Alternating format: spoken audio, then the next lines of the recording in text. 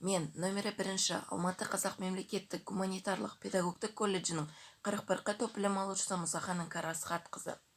Диплом практикасы. Практика жетекшісі Алтанова Рахат Заурбековна.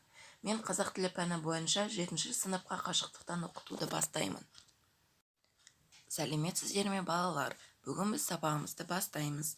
Балалар, суреттерден не көріп тұрмыз? Дұрыс айтасыңдар. Әлеуметтік желілер, сайттар. Бүгінгі біздің өтетін тақырыбымыз әлеуметтік желілер деп аталады.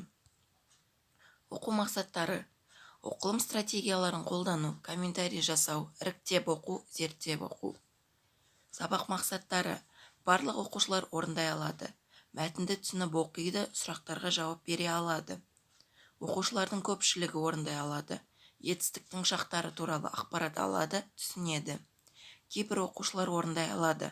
Өз ойларын ортаға сала алады, жетістік шақтарын біледі, түсінеді, деңгейлік тапсырмалар мен проблемалар бойынша комментарий жасайды.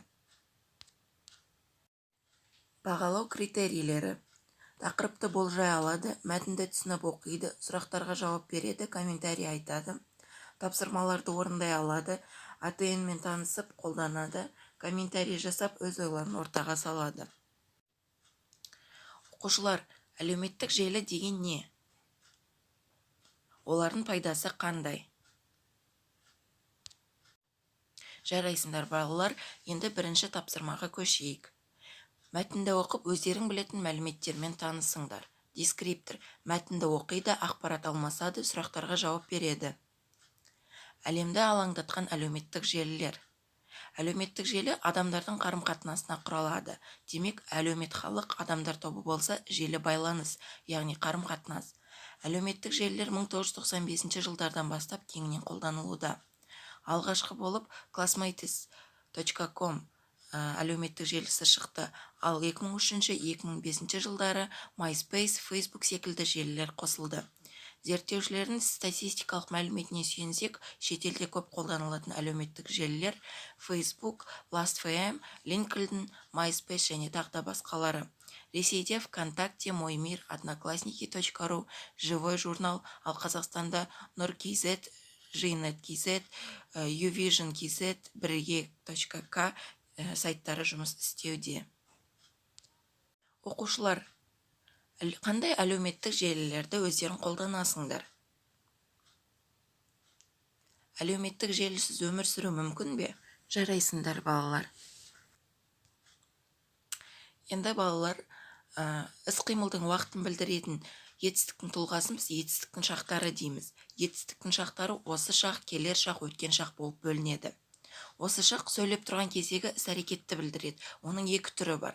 Нақ осы шақ қимылдың, іс-әрекеттің сөйлеп тұрған сәтте істеліп болып жатқанын білдіреді. Нақ осы шақ жетістіктің құрамына қарай жалаң және күрделі болып екіге бөлінеді. Нақ осы шақтың жалаң түрі отыр, тұр, жатыр, жүр деген етістіктерін жіктелу арқылы жасалады. Бұл төрт етістік қалып етістіктер деп аталады. Нақ осы шақтың күрделі етістіктің ІПП және АЕИ тұлғалы көсемше түрімен отыр, тұр, жүр, жатыр деген қалып етістіктерінің көмекші етістік мәнінде тіркесінен жасалады. Ауыспалы осы шақ қимыл, іс-әрекеттің дағдылы қалыпта болып тұруын білдіреді. Ауыспалы осы шақ АЕИ тұлғалы көсемшенің жүктелу арқылы жасалады. Мысалы, мен келемін, сен ойнайсың, ол барады. Екінші тапсырма. Әлеуметтік желілердің бірі арқылы сыныптастарымен белгілі бір тақырып жөнінде сұхбаттасыңдар. Сұхбат мәтіні осы шақта құрылсын. Дескриптор.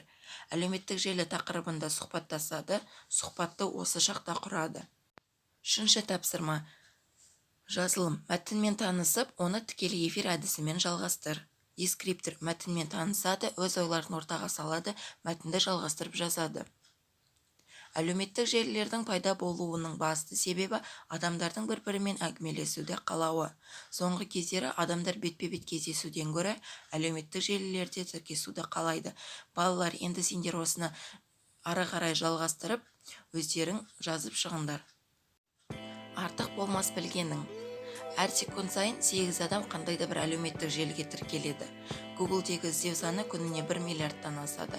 Facebook Адам саны бойынша Қытай мен Үндістаннан кейінгі 3-ші мемлекет.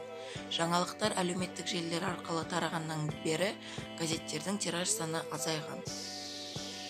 4-ші тапсырма – деңгейлік тапсырма. 1-ші деңгей – артық болмас білгеннің айдарынан берілген сөйлемдердің етістіктерінен нақ осы шақ тұлғасында жіктеңдер.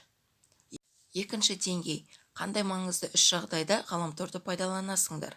Ауыспалы осы шақта диалог жазыңдар. 3-ші деңгей – берілген ұйқасты пайдаланып өлең құрастырыңдар. Дескриптор тапсырмаларды орындайды, өлеңді құрастырады. Кері байланыс почтальон. Үй тапсырмасы. 5-ші тапсырма. Осы шақта әлемді алаңдатқан әлеуметтік желілер тақырыбында 4 сөйлем тәсілімен өзіндік пікір жазыңдар. Балалар, бүгінгі сабақ аяқталды, сау болыңыздар.